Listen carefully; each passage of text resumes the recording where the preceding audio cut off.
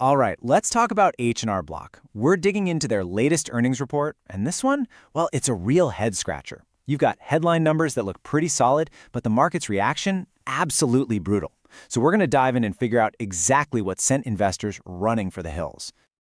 So check this out. This is the puzzle right here. On paper, H&R Block did everything you'd want them to do. They beat on earnings per share by 12 cents.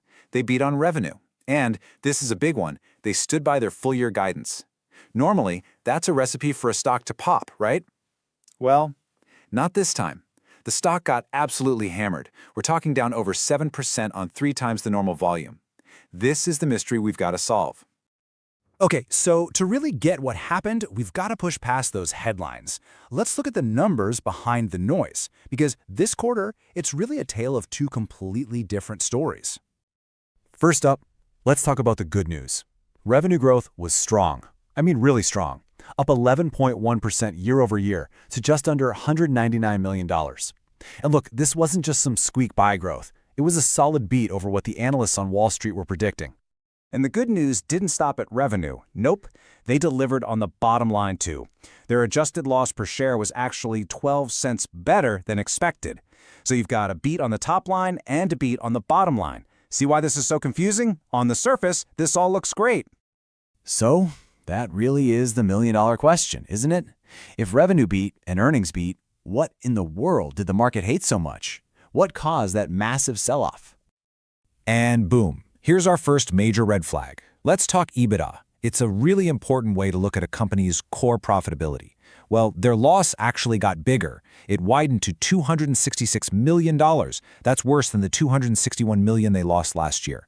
Now let that sink in. They made more money in revenue, but their core business actually lost more money. That's a huge problem. So, you're probably asking, how does that even happen? Well, here's how. Their expenses went way up. Operating costs jumped 5.4% to almost $500 million in just one quarter.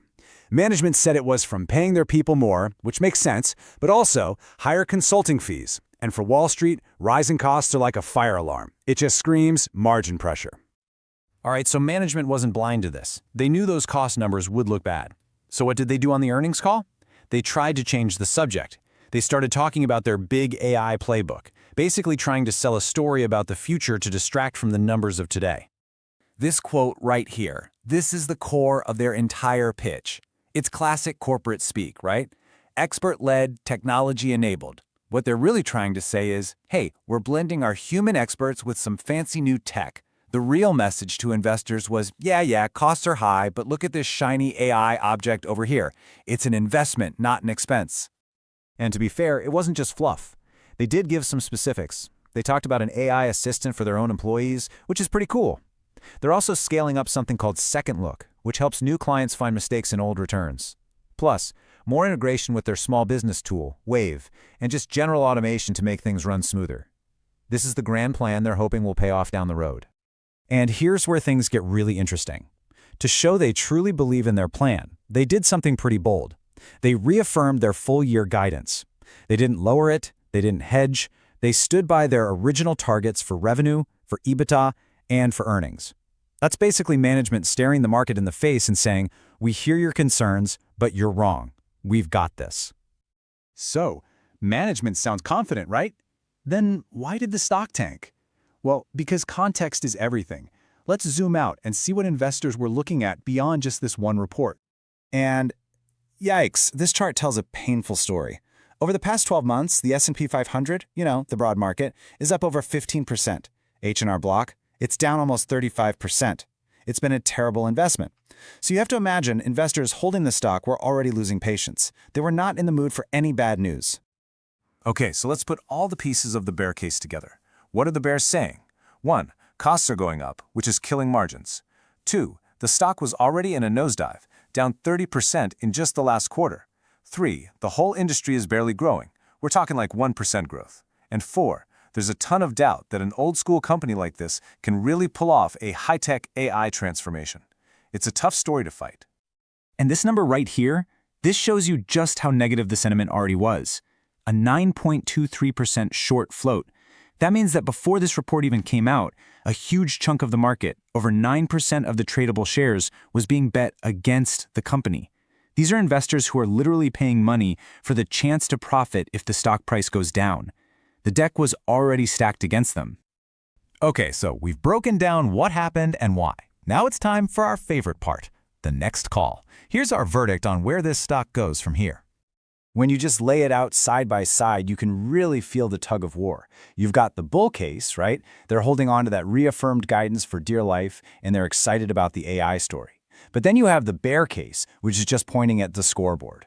Costs are up, losses are getting bigger, and the stock performance has been abysmal. It's the classic battle, a promising story versus some pretty ugly numbers. So after weighing everything, our rating is market perform. There are just too many powerful forces pulling in opposite directions. It's really tough to make a strong case for this stock to either crush it or get crushed from here. And just so we're all on the same page, what does market perform actually mean? It means we think the stock is probably going to move pretty much in line with the overall market, like the S&P 500. Think of it this way. The bull case is strong enough to keep it from falling off a cliff, but the bear case is going to keep a lid on any major rally. It's stuck in neutral for now. So, what could get this stock out of neutral? Well, here's what you need to be watching for. These are the big catalysts. First, how is tax season actually going? The early data will be huge. Second, can they prove they're getting costs under control? We need to see real savings. Third, is that wave business for small businesses actually going to start making a real impact? And finally, are they being smart about buying up franchises? These are the things that will prove whether the story or the numbers win out. All right, before we wrap up, let's have a little fun.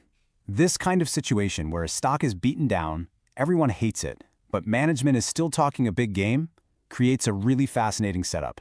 So let's talk about a wild but totally plausible trade idea. Okay, so here's the play. It's a squeeze thesis. Step one is the idea itself.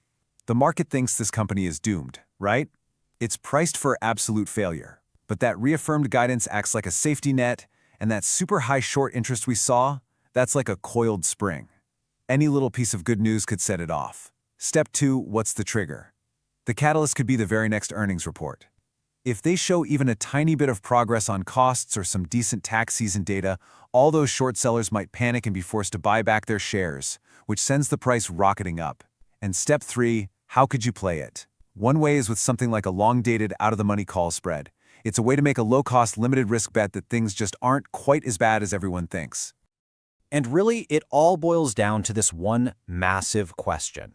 Can an old-school brand like H&R Block really use AI to reinvent itself and break out of this value trap it's in?